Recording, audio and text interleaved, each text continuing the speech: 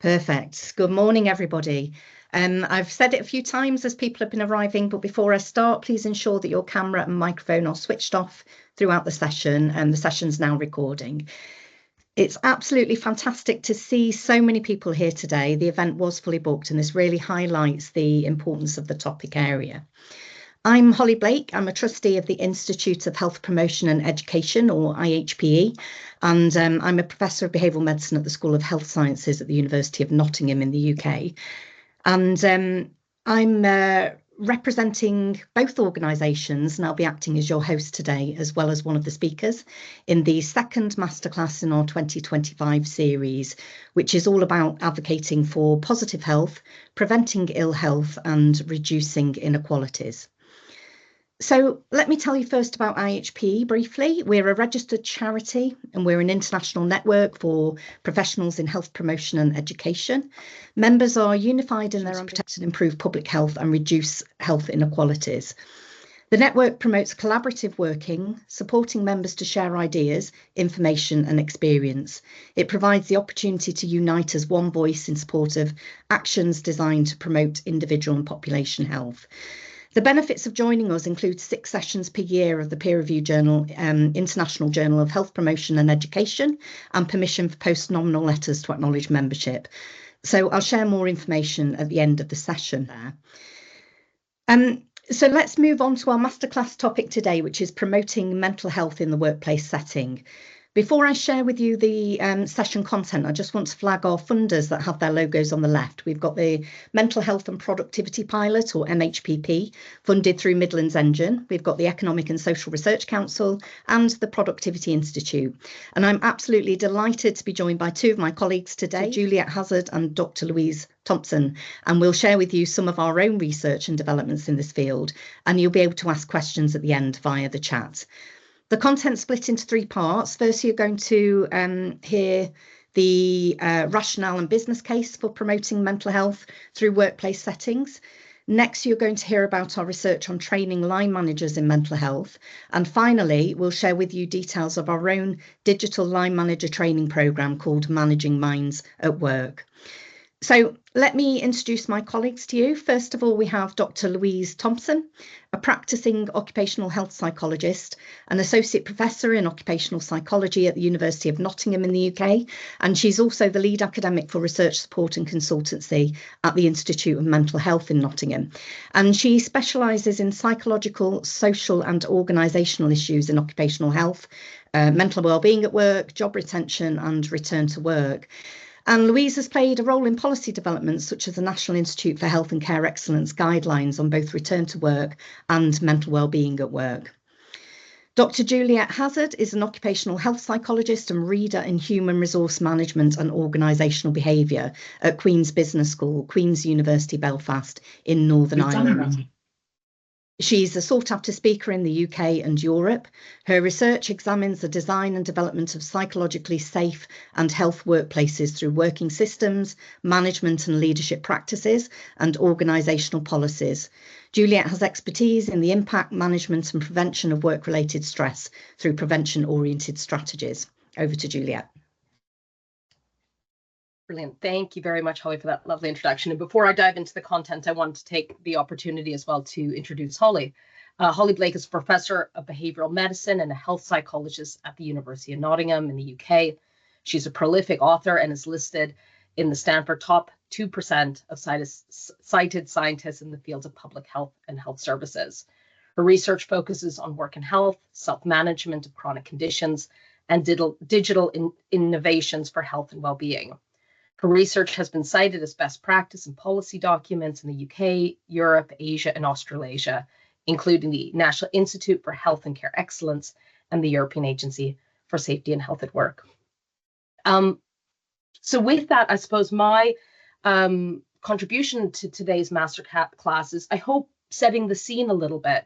I'm sure for many of you, having signed up for today's session, you'll already be very interested and aware in terms of the importance around mental health at work.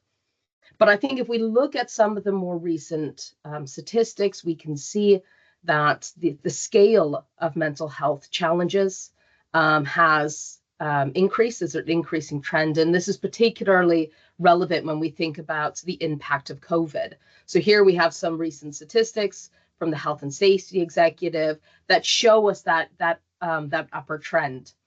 In particular, what might be very relevant for us here is looking at this slight gray column within this kind of trends line. And this gives us an indication of what we saw in terms of incidence rates within the COVID period. So we can really see a notable sort of jump up on that general trend.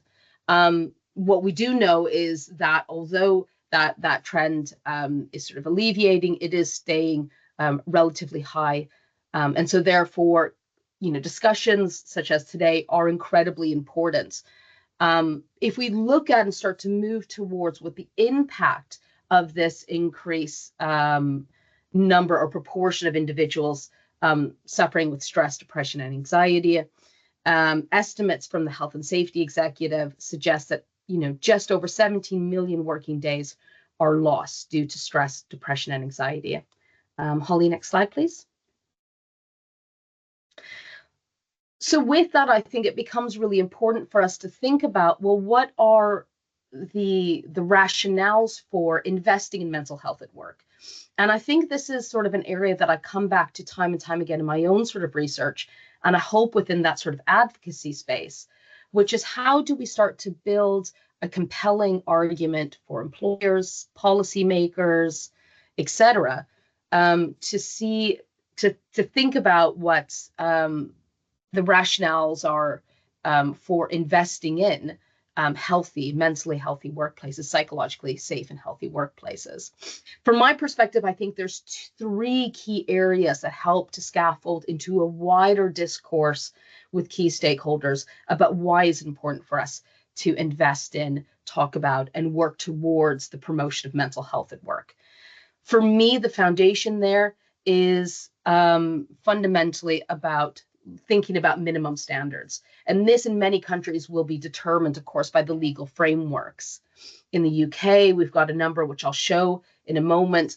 But those really help us to understand what the minimum amount is that employers need to be doing within that space around duty of care, about identifying and managing risks. So risks in the broadest sense, that not just about physical, ergonomic, but also starting to think about work-related stressors that we know play a really important determinant in individuals' mental health and well-being. So I think that's one really key argument, is understanding the legal obligations. And in a bit, I'll also talk about the wider policy developments in this space that are a combination of both hard law, so requirements by law, but also soft forms of law, which are more sort of guidance and voluntary in nature. I think the second key argument that's really imperative is for us to understand the economic benefits, but as well as the costs of mental health at work. So what are the return on investments when we invest in job quality, good working conditions, health promotion initiatives, et cetera? So what is the economic benefit for organizations and employers on investing in those resources? But the other side of that argument, I think, is about, well, what is the cost of doing nothing? So what is the cost of poor mental health at work from an employer perspective? But we can also start to look at that and explore that from a policymaker perspective as well. And the final kind of component, I think, is starting to think about the promotion of mental health situated by ethics and values. So where we see that this is important for organizations, not just from an economic perspective, not just about meeting minimum standards from a legal perspective, but seeing this as a core component to who they are as a business, what they value, and what they want to invest in. So understanding and respecting dignity and fostering inclusivity. And I think this probably sits very comfortably when we start to talk about mental health at work in terms of sort of sustainable development goals, as seen as a human right, and alongside wider ideas to do with health and safety. Next slide, please. So I want to sort of dive in then to some of these kind of argument lines, and I'll start with the cost to employers. So we've got a lot of really recent and really fantastic sort of economic sources of evidence. About 10 years ago, I did a review for the European Agency for Safety and Health at Work, looking specifically around the economic arguments. And at that time, there really wasn't a lot of great quality research in this space. So we've really seen development in terms of us better understanding some of these key economic arguments, which is really important. But the sort of estimate here is about 51 billion per year is the cost of poor mental health at work to employers. And that's primarily based on three key components. So the first is around turnover and retention costs. The second is our sickness absenteeism. And the third is presenteeism. What's really important is that we tend to focus a lot on absence and turnover as our key economic drivers in terms of the cost of poor mental health. But actually, presenteeism is the most significant cost of those three. And I think that's really important because what it sort of starts to tell employers is this is a hidden cost. So these are individuals who are coming to work who aren't feeling mentally well and aren't, let's say, performing to their optimal. So it's a reduced productivity due to individuals coming to work while remaining unwell. So we can see these three together form a very notable amount in terms of economic cost. But what's really important, and I think something that's really useful for us to remind employers and policymakers, is that presenteeism, that hidden productivity cost, is one of the most notable. Next slide. So I think there's a really strong economic argument for employers to should start to think about mental health at work. What I also want to highlight is the policy landscape. And this has really rapidly evolved, I would say, particularly in the last sort of 10 years. So I'm going to start by giving a bit of a broad overview here within the context of the UK. And then in my second slide, sort of start to extrapolate that to a slightly more global overview. So in the context of the UK, we can see the Health and Safety at Work Act and the management of health and safety regulations is probably some of the key touchstones here in terms of us thinking about stress and mental health.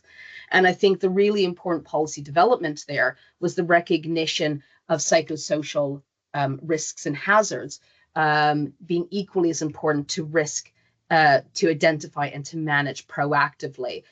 And what was, I think, particularly important in that policy shift was that the view that organizations were really the sort of generator of risk in terms of mental health. And so therefore, that highlights that it's important for us to think about workplace strategies as part of that wider set of health management initiatives. So we have those key pieces of legislation along with the Equality Act that really highlights that sort of duty of care and reasonable adjustments. But alongside that, there's been also a lot of really important developments on the guidance front. So we've got the NICE guidance as an example, but we can also start to see that standards are starting to come into play here. And so we have BSIS 45003, which was one of the first global standards for psychosocial risk management. So really highlighting at a policy level that we have to think about prevention-orientated strategies as well as individually targeted health promotion initiatives and seeing that globally and holistically as a really kind of comprehensive approach to promoting mental health at work. Next slide, please. So in the UK, we can see there's been a huge amount of development. There's really been a much more active discourse at policy level around stress and mental health, which is fantastic. But I think that really emulates what we have seen globally in many other pockets. The Canadian national standard was quite an early national standard for psychological health and safety. Alongside that, we now also have the ISO global standard, which has sort of drawn on a lot of policy development in the UK, in Canada, Australia, other sort of pockets internationally that has put together a global international standard for mental health at work, which is really quite exciting to see that. Alongside that, we can also see global guidelines coming to the fore from the WHO and other key stakeholders. Next slide, please. So I think if we look at the policy landscape, not only does this show development, but I think it also highlights the cognizance and the awareness of key stakeholders of this as a really critical and important issue for us to consider and meaningfully tackle within the context of the workplace. What I wanted to do was end on this last slide by sort of saying, what can we take home? What are the lessons learned across these policy documents that start to give us a holistic picture of what it may mean for us in terms of promoting mental health at work? So if we look at some of the common themes across these more recent global policy documents, they really highlight a couple of key areas. So the importance and the foundation of legal requirements, as well as seeing this as an ethical principle and perspective by organizations. The highlight that this is about a continuous improvement cycle. So when thinking about promoting mental health at work, that this isn't a one-off initiative, that this is something that the organization continues to learn from and develop. So really engaging in that continuous improvement cycle. Understanding that mental health comes with and at the interface of wider health and safety initiatives and management concerns. So seeing that as a collective initiative. Highlighting the importance of the identification of psychosocial risks. So where are there risks to mental health? How do we identify them?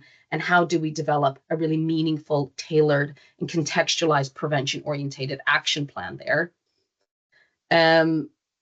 Highlighting the importance of worker participation, employee voice within that process, both in understanding what the problem is, being a part of that kind of co-creation approach in terms of what is the solution, and also really guiding and navigating how can that meaningfully be implemented and embedded into the daily practice of organizations. Highlighting across the board the importance of management as well as prevention as being really central to part of that comprehensive approach. And the other thing that I think is a really important development, and I'm going to hand over to my colleagues following this, is the importance of leaders and managers within this. Line managers are absolutely critical in that they sit at the forefront of many working practices, and so become important stakeholders in perhaps identifying early signs of stress, as well as helping and navigating around reasonable adjustments. But also think about how leaders set the tone within an organization, how they can influence and shape culture and climate within the organization. And so what's their role in terms of promoting a wider culture and ethos around care, compassion, and mental health? So with that, I'm going to hand over to my colleague, Professor Holly Blake, who I know will be highlighting some of the research we've been doing looking at line manager training in mental health. Thank you very much, Juliet. And as Juliet has just told us, national and international policies advocate the implementation of workplace mental health and wellbeing practices by organisations. So one of these recommended practices is training line managers in mental health, and this plays a very important role in protecting and enhancing employee wellbeing. Despite line manager training in mental health being widely advocated, we knew very little about the types of organisations that offer line manager training or whether this provision has any influence on business level outcomes. And we conducted a series of studies in which we interrogated the same data sets to first investigate the typology of organisations that provide line manager training in mental health, then to explore what other mental health and wellbeing initiatives are offered by organisations, and finally examine how training line managers in mental health relates to a range of organisational outcomes. And to do this, we analysed survey data collected from over 7,000 firms by the Enterprise Research Centre at Warwick Business School. And this was part of a larger project we were working on to do with mental health and productivity. That wider programme of work is led by Professor Stephen Roper at Warwick at the Enterprise Research Centre, and it's funded by the Economic and Social Research Council. This line manager training study specifically was a spin-off project funded by the Productivity Institute, and it was led by myself and Juliet with involvement of Louise and the wider team. And the aim was to specifically look at whether training line managers in mental health was associated with sickness absence, presenteeism and organisational outcomes. And it's worth sharing actually that this research gained significant attention in the media, and it reached over 2.3 million readers through global news outlets within a few days of a press release. So we can see this topic area is really high on people's agendas. The papers are all published, so if you do like statistics and details, you can read a lot more later if you're interested. So I'll just move on to the first study where we looked at the typology of organisations offering line manager training in mental health. And we found that the proportion of organisations that offered it increased from 50% in 2020 to 59% in 2023. It's great to see that this figure increased from the start to the end of the COVID-19 pandemic, perhaps showing that more employers are recognising the key role of managers in tackling rising rates of mental ill health.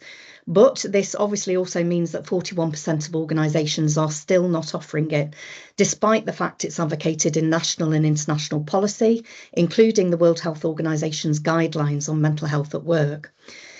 Our analysis showed that line manager training is more likely to be offered by large-size enterprises, by organisations with a larger proportion of employees who are younger in the 25 to 49 age group, more employees that are female, disabled and from ethnic minority communities. Sector patterns were a bit inconsistent, but in 2023, organisations from the hospitality and business services sectors were much more likely to provide line manager training in mental health than other sectors. As an example, the proportion of organisations offering training increased by 21% over the 4 years in hospitality. And that's absolutely fantastic, but it decreased by 8% in the construction industry. And that's really a bit worrying, given that mental ill health in construction is described as a silent crisis, with 97% of construction workers experiencing work-related stress, and the suicide rate in the industry 3.7 times higher than the national average. So the most important takeaway message from the first study is that first, we need to increase the proportion of employees that are offering this overall.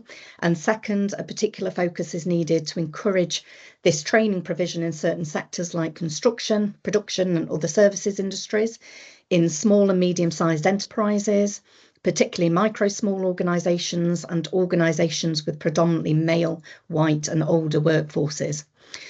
So we started to think about what else these companies were doing. I'll just move to the next slide here. And in our second study, we looked at whether organisations that provided line manager training in mental health had other policies and practices in place to support wellbeing at work. And we were particularly interested in the types of things that were offered, and we categorised what organisations had in place into 3 levels: primary, secondary and tertiary. Primary level activity focuses on the prevention of mental ill health at work, and examples include having a mental health budget and plans, a dedicated mental health lead, mental health champions, for example. It can include things like stress risk assessments and monitoring, workload reviews and work adjustments.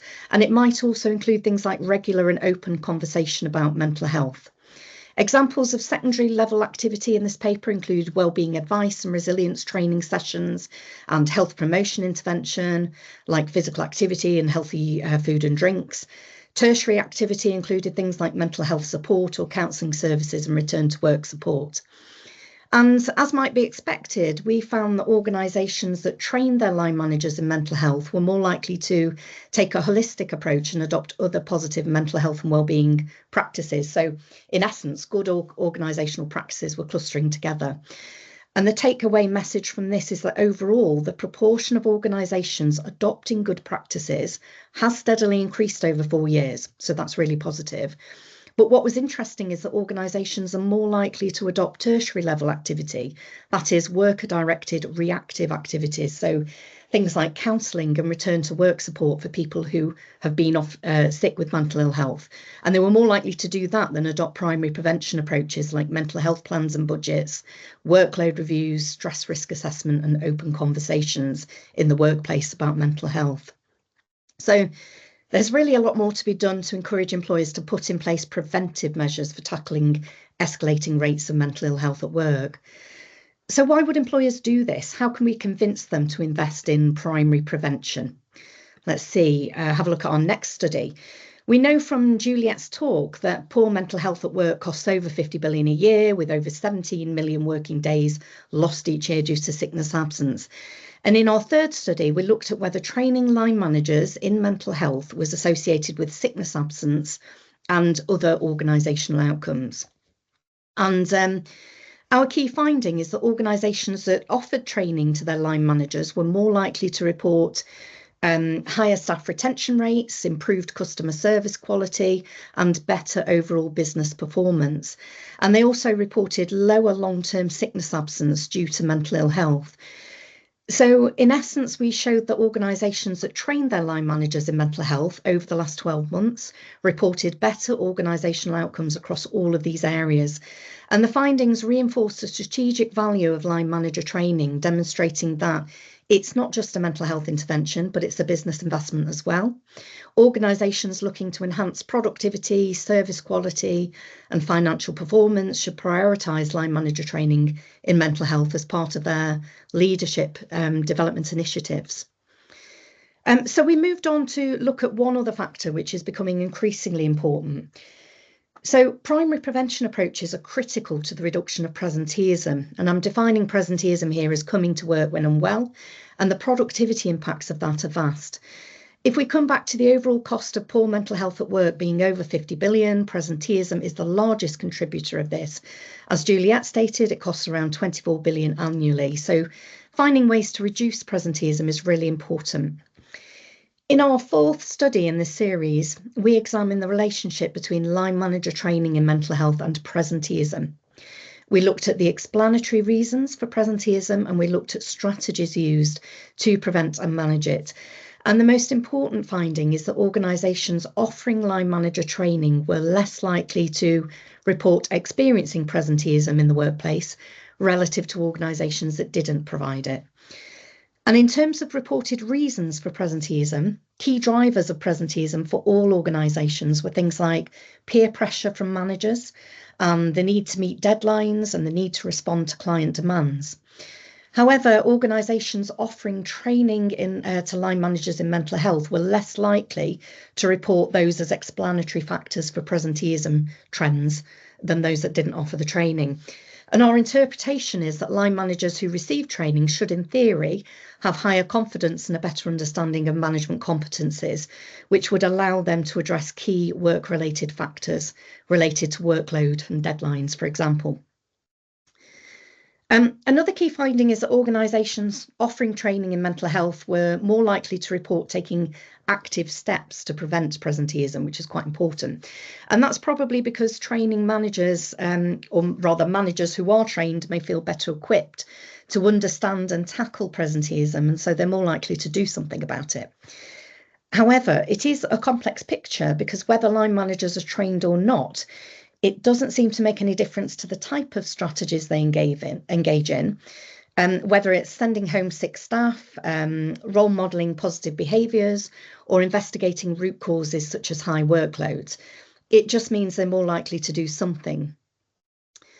And this might suggest that either line manager training doesn't necessarily give specific insights into which are the best approaches, or it could simply reflect that there's differences in resources or competing priorities within organisations.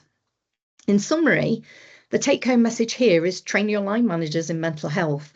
Our research supports the business case for investing in line managers, and as reported in the media, this could save companies millions of pounds through lost sick days and improve staff retention. So we know that upskilling line managers is a really important thing to do, but with a plethora of training out there that's not necessarily evidence-based or rigorously developed and tested, it can be quite difficult to know what type of training to offer.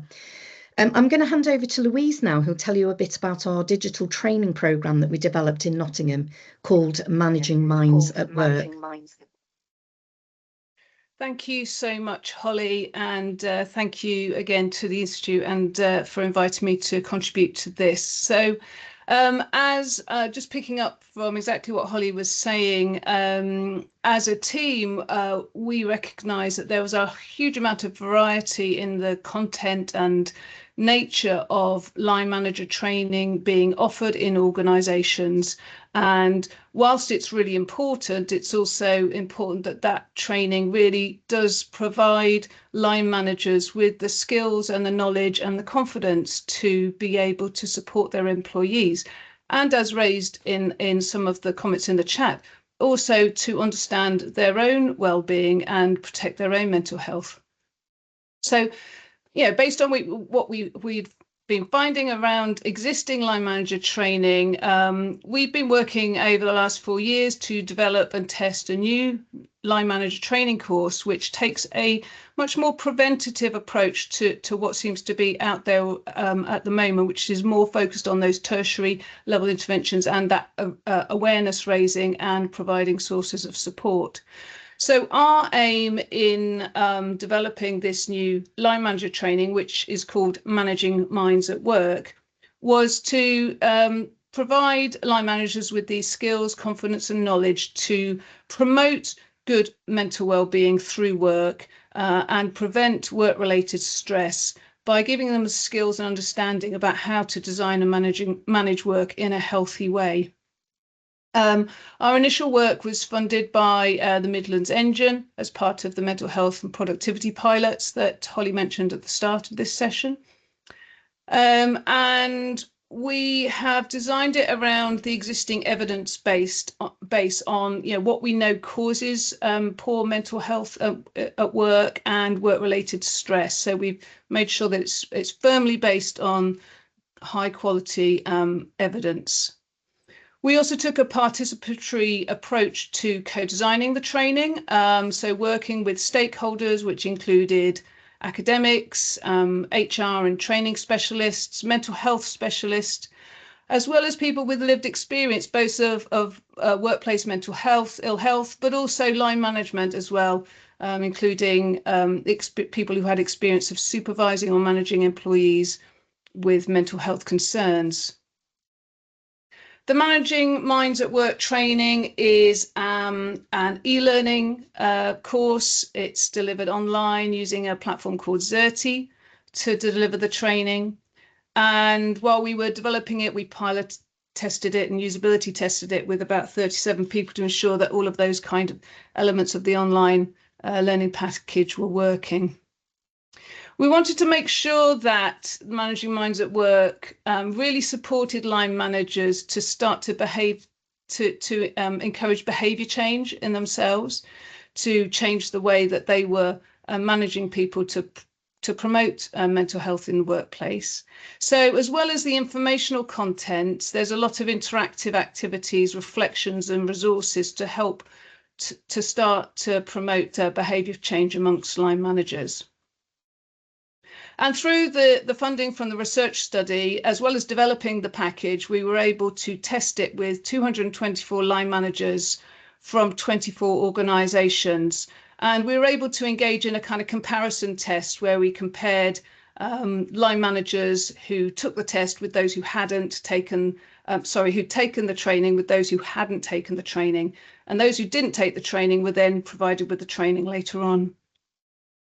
Next slide, please, Holly.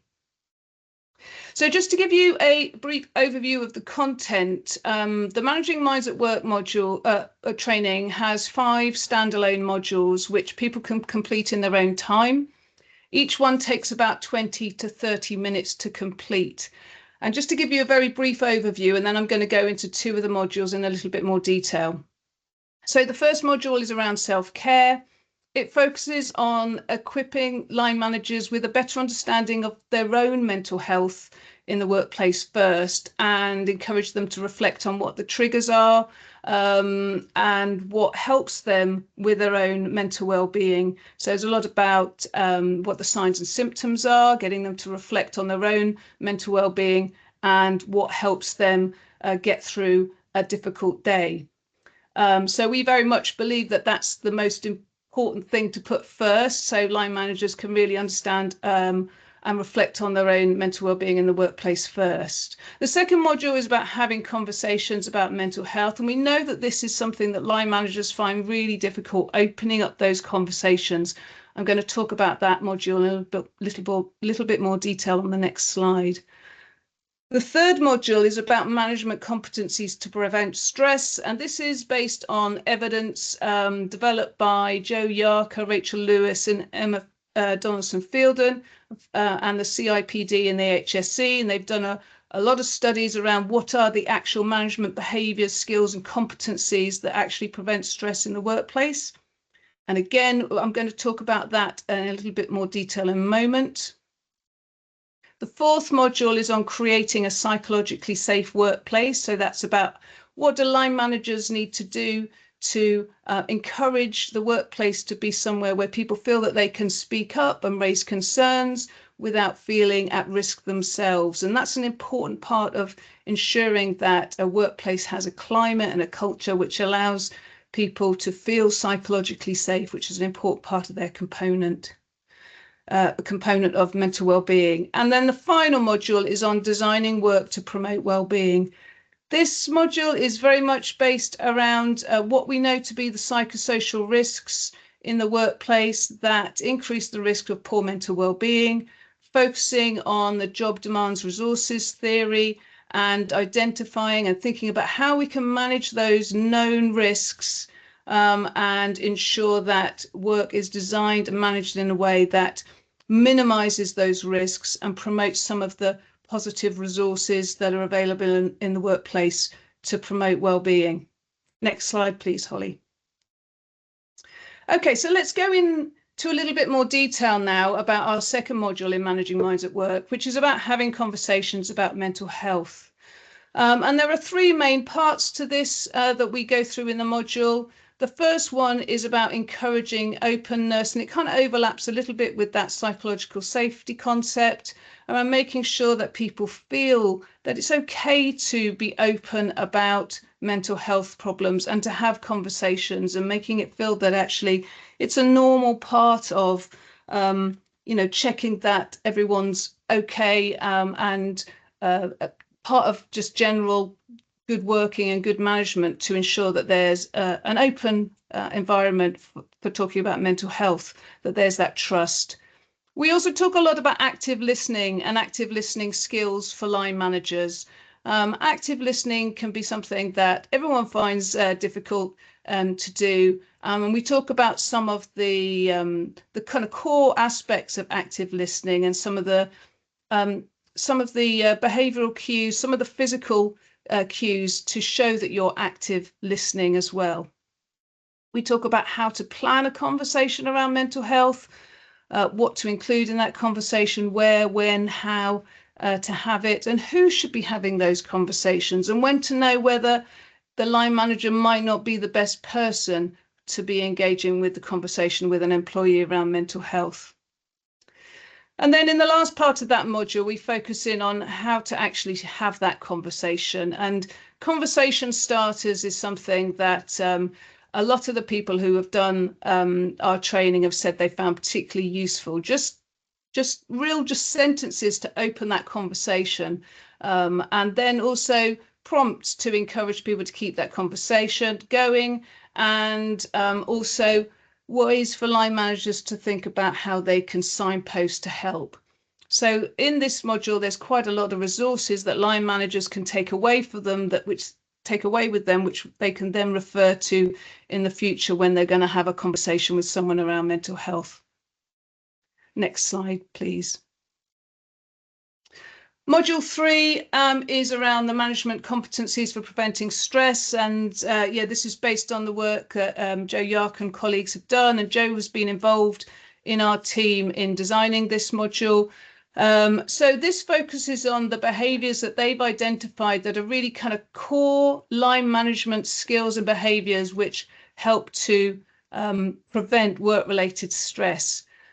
And just to kind of run through these quickly, these include things like being respectful and responsible, so being a good role model in terms of integrity, making sure that people are treated with respect, and making sure that line managers, display respect and honesty.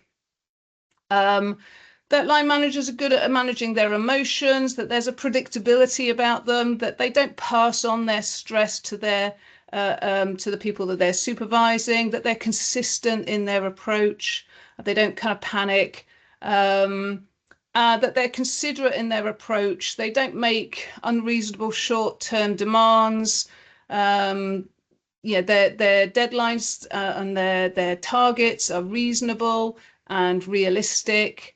They give positive feedback, that they show consideration in terms of how they manage and how they talk to their direct reports. The second main competency is around managing and communicating existing and future work, and that means that they are clear in their communication, they're very clear in how they set job objectives, they develop clear action plans, they monitor workload of their direct reports, they encourage employees to review how things are going, and they make sure that they have open communications to enable people to speak up if they feel their workload is getting too high. They engage actively in problem solving and rationally in solving problems. And they also deal with problems as soon as they arise. They don't kind of ignore them and hope that they'll just go away. They're also empowering, so they allow or encourage their direct reports to take on more job responsibilities or the right level of job responsibilities. They consult with their direct reports. They keep them informed of what's happening. And in the third of the management competencies, this is about dealing with difficult situations, managing conflict, acting well as a mediator, using organisational resources to help them to deal with conflict and resolve difficult situations, and taking responsibility for that as well, not just ignoring things and hoping it'll go away. And then the final competency is around managing the individual in the team. So making sure that they're personally accessible, that they return calls and emails promptly, that they're sociable and they're willing to socialize with the team and connect with the team in other ways, and that they're empathetic and engage positively with their team members as well. That they engage and find out what makes their employees tick as well. So that's the third module, just to give you a really flavour really of what Managing Minds training involves. Can I go to the next slide, please, Holly? So I mentioned earlier that we were able to test our Managing Minds training in a research study, which allowed us to compare a group who'd taken the training with a group who hadn't taken the training at that point. And this just shows you some of the improvements that we saw for those who were in that intervention group. So these are the line managers in the green columns who had taken the training. This is their improvements in score over a 3-month period compared with those in the grey bars who hadn't taken the training at that point. So those line managers who'd taken the training showed significant increases in confidence in creating a mentally healthy workplace, in mental health knowledge, in mental health work literacy, and in their own psychological well-being improved 3 months after completing the training compared to those line managers who had not yet started the training. Next slide, please, Holly. And in relation to those 4 line management competencies, we also saw really big improvements in their ratings of their competencies. So they rated their own competencies at the start of the training, but before they started the training. And then 3 months after completing that, they had shown significant increases in all of those line management competencies. Those are the ones in the green bars, and the control group who hadn't taken the training are the ones in the grey bars, and you can see their competencies are actually reduced. Those members of the control group went on to complete the training afterwards, and we also saw improvements in that group as well. So that's a summary of where we are with the Managing Minds at Work training. I'm going to hand back to Holly now for the final section. Thank you so much for that, Louise. And the key points from this masterclass overall are that mental ill health is prevalent and costly, as we know, but there are policies, guidelines and standards to inform best practice in the UK and internationally. Given that many organisations are reactive when it comes to mental health, although that's improving, we do need to advocate a more proactive approach across all types of organisations and industries. And one example of that is training line managers in mental health, which we know from our research is linked to sickness absence, to work presenteeism and other business outcomes. To answer the question on what this training could look like, our own digital training programme, Managing Minds at Work, is one evidence-based approach to doing this. Our final word is that for line manager training to be fully effective, as with most initiatives, it must be part of a broader organisational mental health strategy rather than being an isolated intervention. But it could potentially offer a scalable solution. So I'm just going to go to the chat now to any questions that have been posted there. And then I just want to, I've got one more slide after that, but I just want to go to the chat, see what questions we've been asked. Thank you for your patience. So you've asked about whether or not the materials can be shared. The recording from this masterclass will be available with a summary of the session on the IHPE website in due course. We'll also be able to share with you the papers that we've developed as well and put some information about those there. I'm just reading the comments here. I think the issue is that there is a lack of clarity about what is effective line manager training, what the content should be, not just mental health first aid, for example. So I'm hoping that the talk by Louise has answered that question that came during the early parts of the talks. Somebody has said it's been very helpful that all of this that's been shared here. Do these pieces of training include any support to promote line managers' own mental health? Again, Louise has answered that around self-care. I see many line managers struggling with their own mental health, and this might be a barrier to caring for their employees. Louise, do you want to just add anything to the self-care part?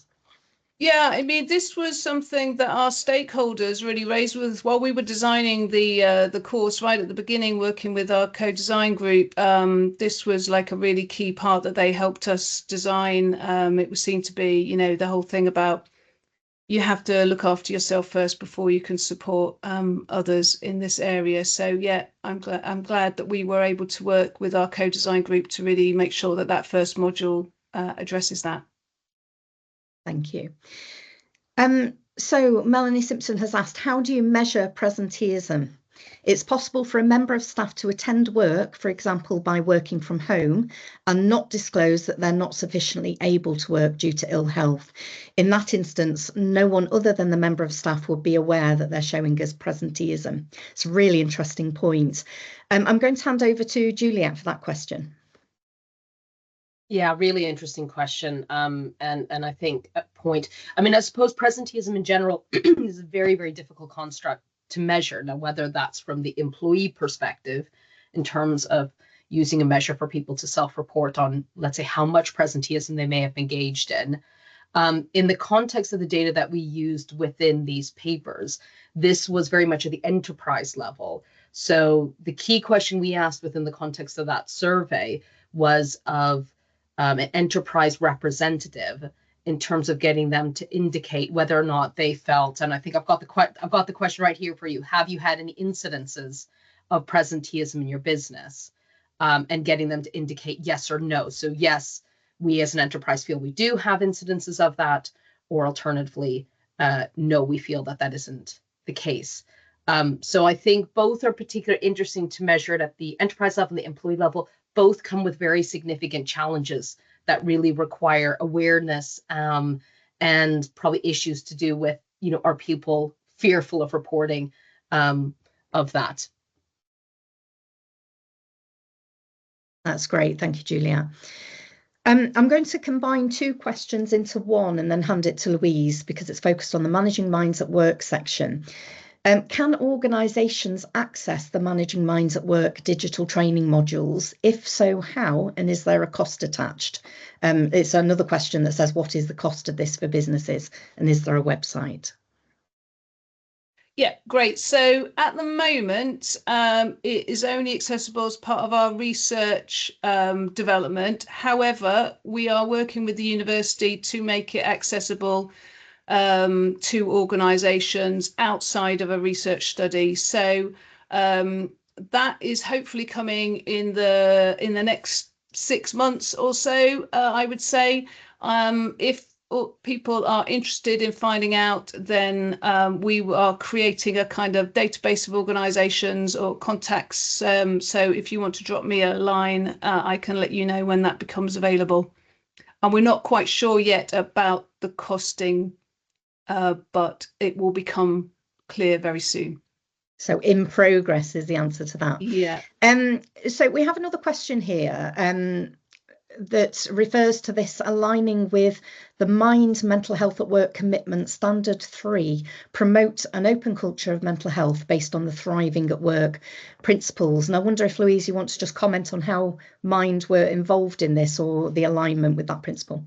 Yeah, absolutely. So our colleagues at Mind working on the workplace mental health campaigns were involved in the mental health and productivity pilots, of which this was part of. And so they did contribute to the design of some of the modules and the part of the co-design work right at the start, and they were part of the big MHPP project. So there's a lot of alignment with the Thrive principles and also the Mind's mental health at work commitment. That's and that great. That was a deliberate thing. There's also a question, Louise, on whether or not we can describe the differences between the Minds training and the Managing Minds at Work training. Oh, I'm not Somebody sure has I'd said, be able to off the top of my head. I was looking for the presented training and also found the Mind one. Could you please discuss the difference between the approaches? So I know that the Mind one definitely has quite a lot on the conversations piece, but I don't think it goes into quite so much detail around the prevention and the kind of line management competencies. But I'd have to go back and check, to be honest. We have another question about whether it's accessible to purchase, which I think you've already answered. Yeah, just get in contact and I will add you to the list of interested organisations. Brilliant, yeah. And there's a question here that I'm going to direct to Juliet. What can the government do to promote mental health? I think it's a really good question. A few years ago, I did a report looking at occupational health systems internationally. And that was really quite interesting because we can see in other countries, there's lots of different approaches in terms of how the government promotes mental health at work. So things that we may want to further consider are, I think someone has put in a comment there about, do we develop an award scheme? Is there opportunities for maybe the government to think about incentive schemes? So, could there be a reduction in insurance fees or tax or some kind of economic benefit that facilitates or incentivizes employers to put into place some of this best practice standards? What we can also see is, I think, thinking about the wider network in terms of communities of practice, sharing of best practice, access to experts within that field can also be extremely helpful. So those are just a few ideas, but I would sort of refer you, very happy to send on a copy of that report that gives a wider overview across 12 different international contexts of different initiatives that are happening at policy level. Brilliant. And there's a question for Louise. How long does it take to complete the 3 modules? Oh, I've just answered that one in the chat, but yeah, about 20 to 30 minutes, yeah. Great. I'm going to go back to Juliet. For the feasibility study, the trial of Managing Minds, what were the sample sizes for the intervention and control groups? Were some or all of the measures significantly different between the groups? Brilliant. I'm going to look to the side here because I don't have the numbers just off the top of my head, but I do have them on a sheet here. So we had 12 organizations that were in both the intervention and the control group. So at sort of our baseline, that looked at about sort of 200 line managers collectively within the intervention group. And then our waitlist condition, that was about just over 150. So if we following them over multiple measurement points, we did 3 month and then 6 month. And as you can imagine, there's a certain amount of attrition that comes with that. But in 3 months, we had 90 line managers who completed that sort of follow-up assessment and 70 in the control group, a little bit less in 6 months. And the answer to that was, the second question was, were some or all of the measures significantly different? So across the board, we saw statistically significant differences between our intervention and control group. And the effect sizes for many of those quite significant. That's great. So just building on that, there's another question about what the minimum difference would be to show a meaningful change. So do we know that for any of the measures for Managing Minds? So we primarily based that on significance levels. So we indicated that by doing sort of group mean testing, we sort of said, well, actually, if we have a statistically significant difference, that suggests to us that there is a difference present there. And then we relied on effect sizes to give us a sense of the magnitude of that difference. which ranged across our measures, but in broad strokes was about kind of a medium to a large effect that gives us a sense of how different the change was within the intervention group as compared to our waitlist control group. That's great, thank you. And Louise, do you know how the Managing Minds at Work training differs to HSE's Working Minds free e-learning package? That's a very good question. I'm just looking it up now. I'm not wholly aware, although some of our materials are based on because HSE materials are based on the same evidence base. So I imagine there's quite a lot of overlap, but I don't know that package too well. I don't know if Juliet, have you looked into that? No. Something for us to look into, and we will have a look. So thank you for raising that. Yeah, it's a helpful comment. I think that another comment is that there was a graph that showed a large improvement in mental health workplace literacy. Louise, are you able to describe what is meant by workplace literacy, mental health literacy? Oh, you're on mute, Louise. Thank you very much. Hold on, I'm just getting that graph up on my own screen. Yeah, so that is about understanding mental health specifically in the workplace setting. So that measure involves kind of little vignettes of workplace mental health scenarios and feeling that they really kind of understand how they would act and their confidence in acting in how to respond to those. So it's specifically about workplace scenarios rather than the other measure, which is mental health knowledge, which is more general. Fantastic. We've probably got time for maybe one, possibly two questions. So is there any guidance on sickness absence limits?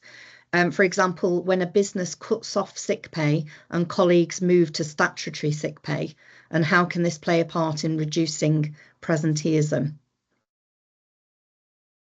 Either Louise or Juliet, does anybody have a thought on that?